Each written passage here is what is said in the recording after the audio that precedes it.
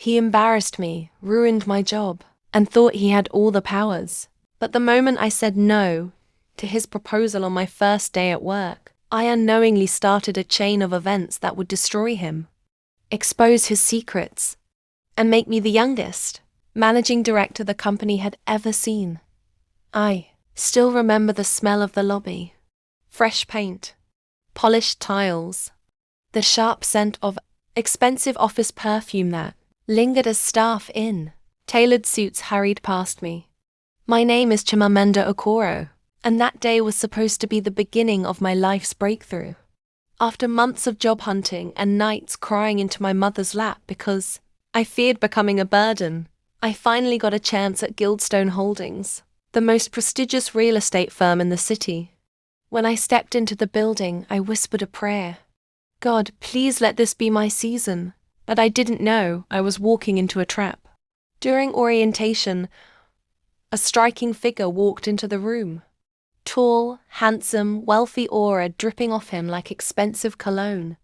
His eyes scanned the room and landed on me. The whispers started.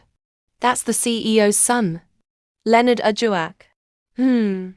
God help this girl. I didn't understand their concern until he walked straight to me, ignoring everyone else.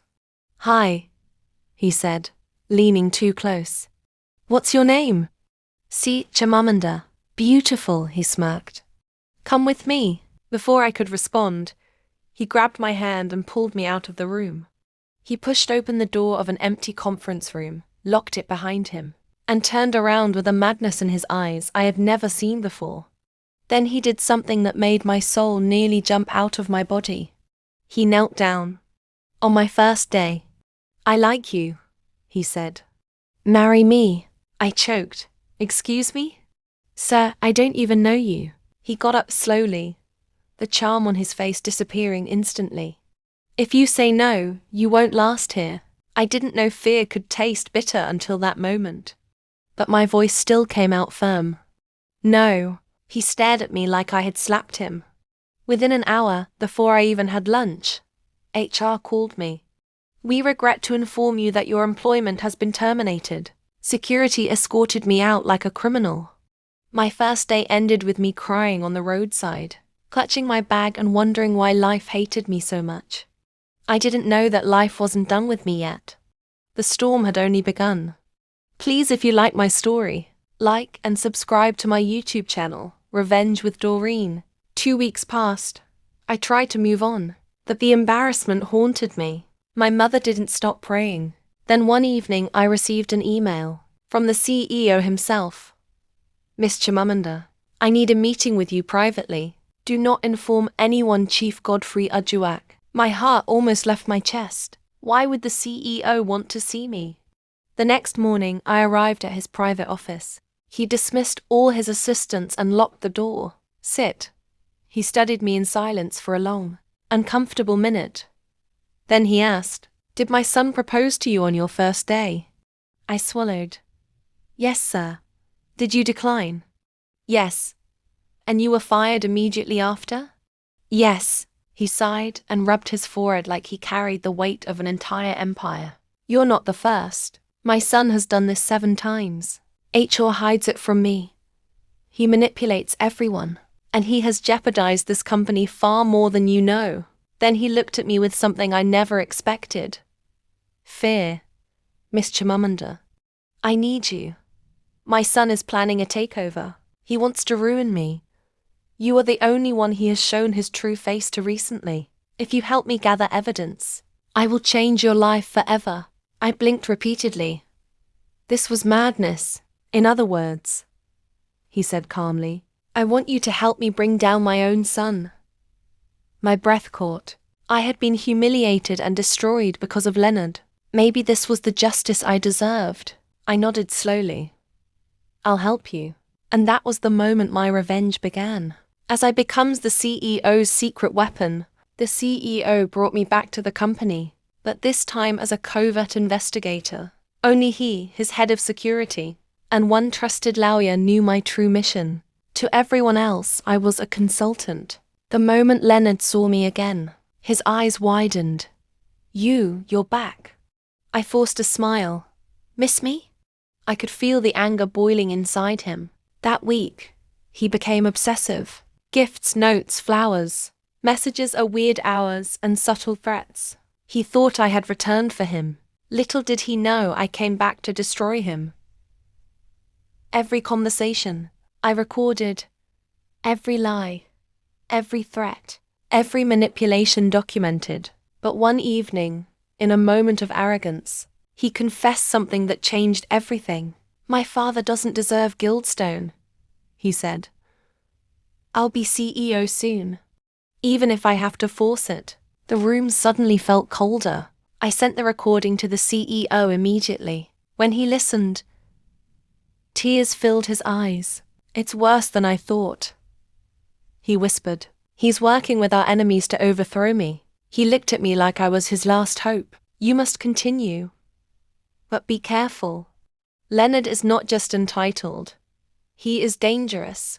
I didn't know how true that was until the night he followed me home. The night he tried to break me. I felt his presence before I even saw him.